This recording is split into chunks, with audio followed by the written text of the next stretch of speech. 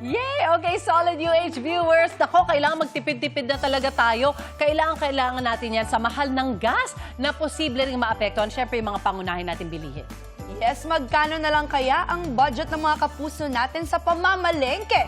Alamin natin kay Susan na nasa Balintawak Market. Yes, mag-share Mami din Sue. siya sa atin ng tipid recipe idea ha, na tipid sa gas at pasok sa bulsa. Siyempre, ano bang pwedeng lutuin? Ate Sue! Oy, ang taray! Ay, Siyang si ni atoki. Susan, nasa clover leaf. Susi and Shubi. Ito, kita niyo naman, oh.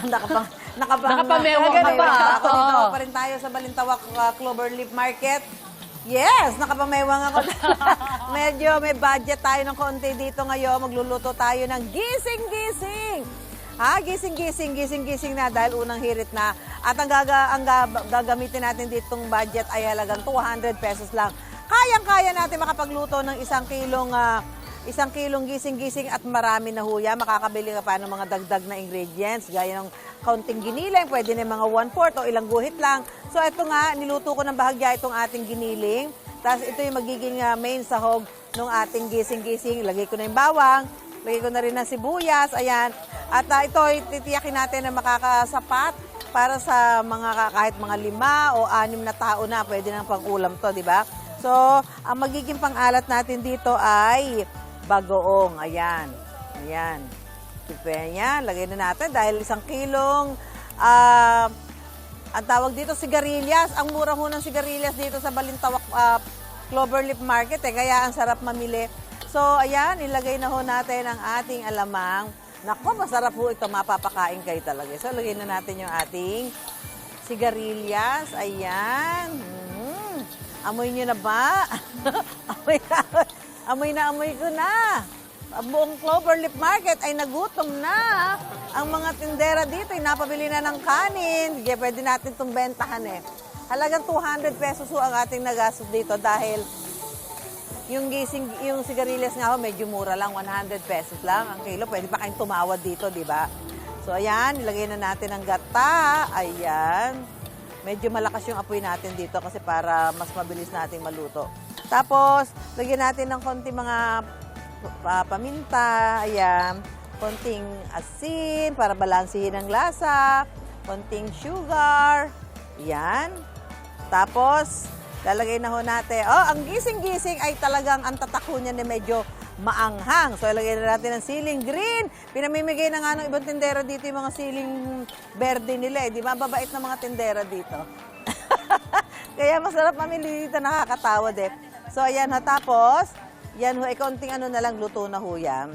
Ngayon, ang ating gising-gising ay sadyang maanghang. Ilalagay natin ang siling pula. Ayan. So, yan na po ang ating gising-gising natin. Nawa ha? Isang ganyan, pwede na sa isang tao.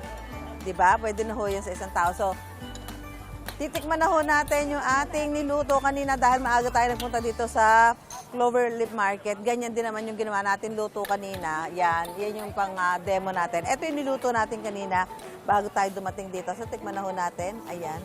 Ang ating gising-gising. Kailangan natin ng kanin. Kanin. Ang sarap. Naanghang talaga. Ang dami napalagay namin sili. Kasi naman, bigay ng bigay yung mga tindera dito. Pero ang sarap po yan. Pwede nyo na hong ulamin yan ngayong umaga. Mapaparami kayo ng kain dyan. Kaya, samahan nyo kaming kumain. At ulam natin ay ang gising-gising. Teka lang ha. Gusto ko ng kanin eh. Kakain muna kami dito. Babalik pa unang hirit. Back to studio po tayo.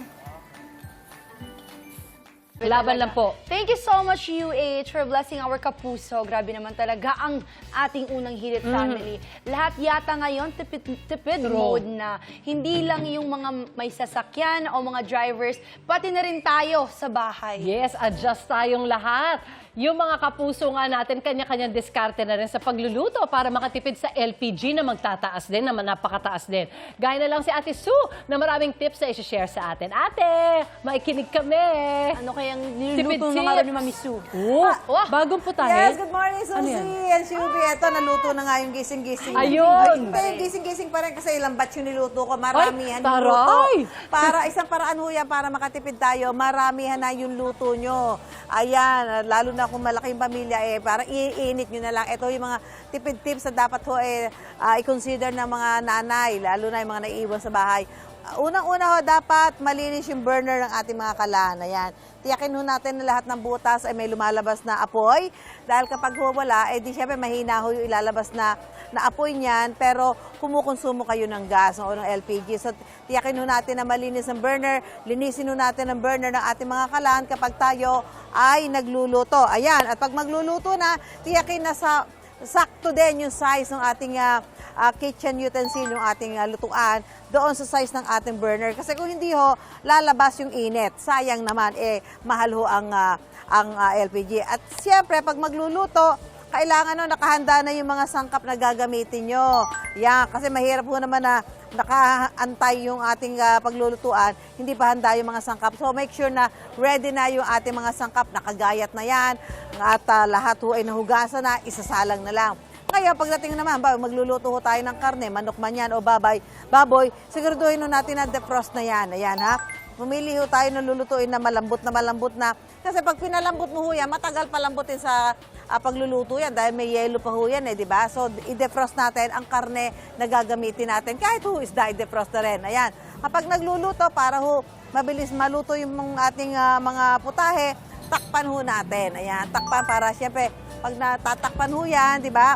Yung init, nandiyan lang ho sa loob, mas madaling lalambot yung ating mga lutuin. Ngayon, kung marami naman ho yung niluluto, kapag oras na malapit na hong kumulo, pwede na ho nating hinaan yung ating apoy, yung burner ng ating mga kalan, para ho naman hindi malakas yung konsumo ng gas. Ngayon, kung marami ho kayo sa pamilya at alam nyo na talaga namang maaari nyo pang kainin sa susunod na meals yung inyong iluluto, damihan nyo na ho yung luto para isang salang na lamang kayo ng inyong putahe at makakatipid tayo sa konsumo natin sa ating gas. So, ilan lang ho yung sa mga tipid tips na sana ho ay gawin ng ating mga nanay, yung mga naiiwan sa bahay, lalong-lalo na ho ngayon na nakikita ho natin na posible na magkaroon ng pagtaas sa presyo ng mga bilihin at yung LPG, yung ginagamit natin sa pagluluto. Para ho tayo ay makatipid sa ating gastusin. So maging maging wais sa ating pagluluto at sa ating mga pamimili. Mula po rito sa Balintawak Cloverleaf Market, back to studio po muna tayo.